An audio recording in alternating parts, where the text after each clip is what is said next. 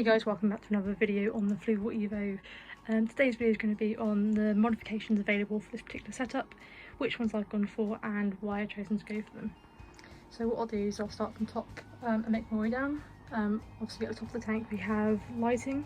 Tank itself comes with a standard hood with a 2-channel light, white and blue. I've chosen to swap that out for a single AI Prime 16 HD. Main reason being I planned on keeping LPS mainly and possibly some SPS coils later on down the road, so the light upgrade was needed for this one.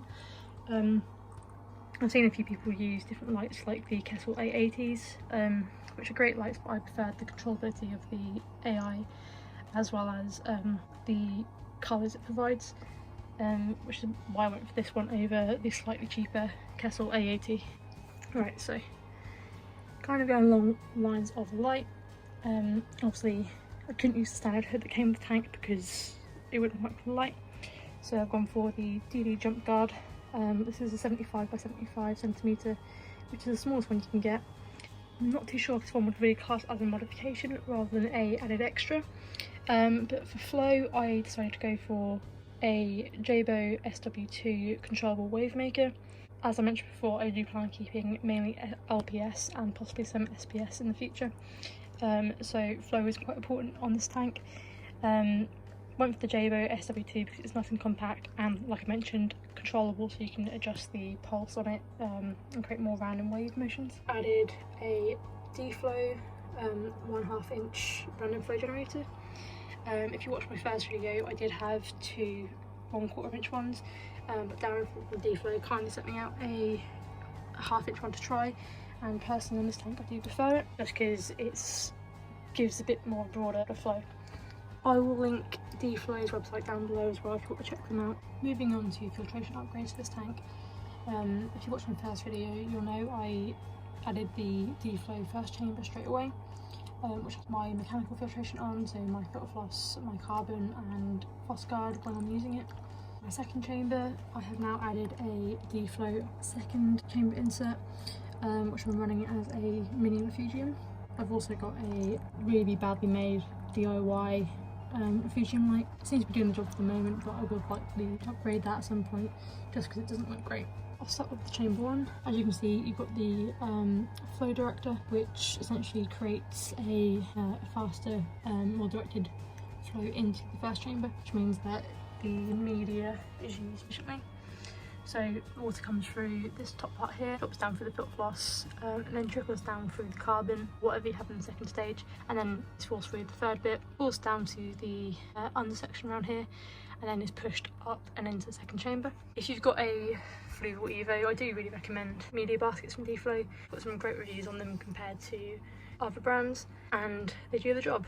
If you're going to have filter media in these compartments, there's no point having them without a media basket, in my opinion. Also, it makes it so much easier to change out the media and stuff when you're doing your maintenance. With the second insert, it's got another lip here, which the water is forced over, which then creates like a trickle down.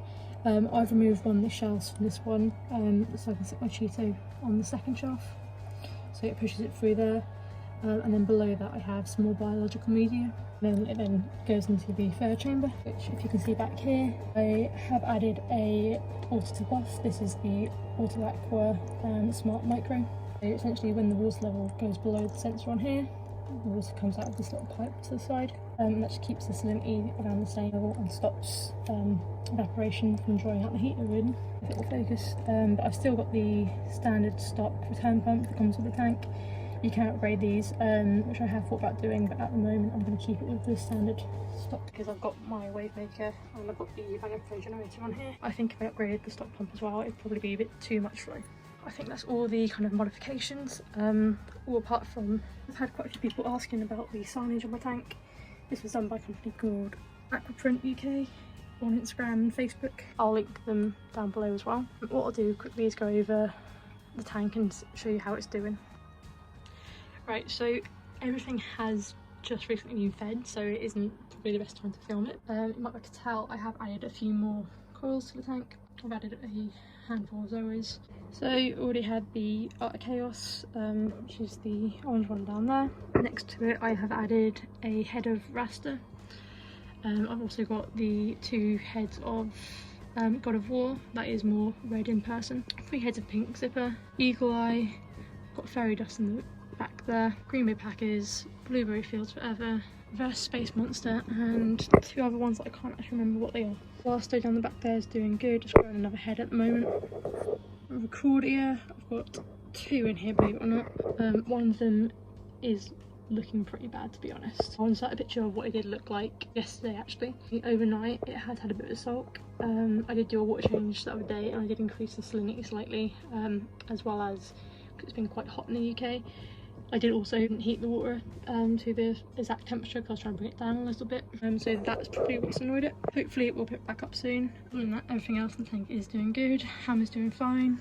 Anemone is doing great, and the acans are doing well as well. And of course the fish, Spuddy and Waffle, are doing just fine. Really greedy, they're eating really well. And as you can probably tell, my tank is full of Diodon still. So they did get a little bit better. And then with my water change the other day, they have reappeared. So I'm going to be using Vibrant once that arrives to try and combat them. So I think that's everything really. Thanks for checking out my new video. See another video out next week with another update.